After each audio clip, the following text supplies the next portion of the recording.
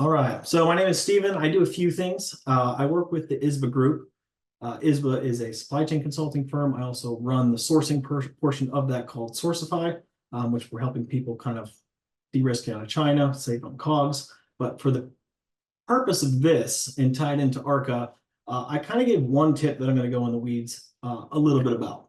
So the big thing that I've seen where it's the biggest bang for your buck to look at is not paying for air. And so ShipBob does a great job of giving you a lot of options, but they can't give you the perfect option for everybody, right? They have a lot of clients in there. And so they typically will give you a specific box range of things you can place it in, but customizing that and working with Arka to get something that really fits your product, you can actually afford a really nice custom box and be able to save a lot of money on top of that. And so I'm going to kind of go into knowing your packaging, dim weight and dim factors, and choosing the right packaging for you.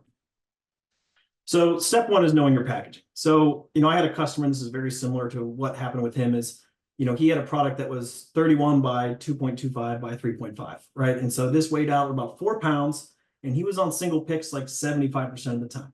This customer shipped about 5,000 orders a month, so about 3,700 shipping as single picks every month.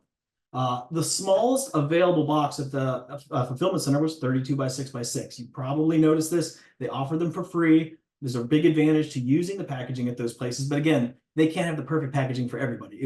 They'd have to get another warehouse to store all these boxes. So when does it make sense to get your own packaging? And so in this instance, the smallest available was this. You could see the external dims there, which people need to take into account when they're doing dim factor. And the good thing about this, you can fit 1 and 2 picks in there.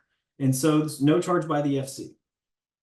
So as we get into the specific package, we can kind of look at the dim weight. And so the dim weight is, the billable weight is the greater of the dimensional weight or the actual weight. And now UPS isn't going to let you ship a piece of lipstick in a refrigerator box because it's just not good for them, right? So they put these factors on here where the length times the width times the height divided by your dim factor is the minimum you're going to get billed. So if that's more than your actual weight, you may have a 5-pound product, but you could be paying 10 pounds in shipping for it. And so I kind of brought up some different things here. You can kind of see over on the side in the top right chart.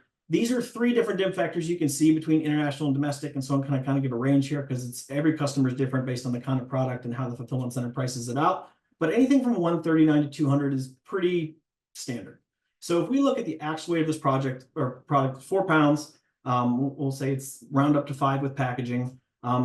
The dim weight of this on those dimensions of that 32 by 6 by 6 box comes out between 7 and 10 pounds here as you round up, depending on your dim factor. Now that's a big range compared to what you're actually paying. So for single pick orders, you don't need all that space. So you can kind of see the difference here. And this is a generic rate table. This is not ShipBob's, but this is somebody else. Fuel's not included. So this is even a bigger number. But you can kind of see, like, depending on your dim factor, you could be paying anywhere from $5.43 more to $6.94 more than you actually need to for packaging. That is a huge number to get a really custom box. I mean, for $7, you can get a really nice, with tons of inserts and gold plating print. Like, that's a very elaborate box. So there's definitely a lot of room here to save some money and improve your packaging and customer experience. So step 3 is let's find the perfect box. So we have the dimensions of our product. We can kind of add a 1/4 inch onto each area just to give yourself a little room. It takes your external to the 31.5 by 2 3/4 by 4. So if we take that box now and compare it as a dim factor to what we did previously, you can see the cube comes drastically down. Our dimmable weight is now below our actual weight. So now we're actually going back to paying for the 5 pounds. So problem solved on shipping air, right? We are now paying the actual weight.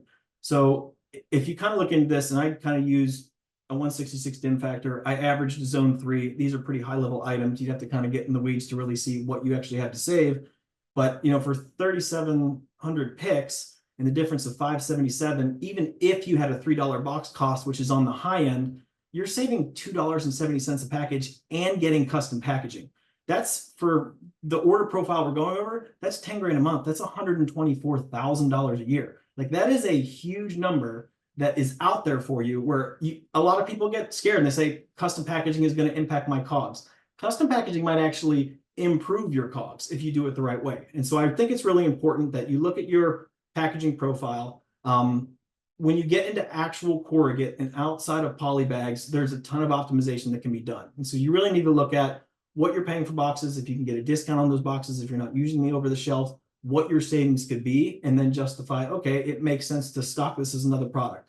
And even a fulfillment center where you might be paying an additional pick, you might be paying for storage of those boxes, at $2.70 in savings on a $3 box cost, there's still room to add that in, get the custom packaging, and save a lot of money. And so I don't really have an offer down, but if anybody does want to look at and see if we could do a little box optimization and a high level analysis of whether or not this makes sense to kind of go through the Arka process and identify a custom package for you and go through the process on the Arka website, more than happy for anyone to reach out to me and I can kind of walk you through my methodology on this. And my email is steven@isba.co.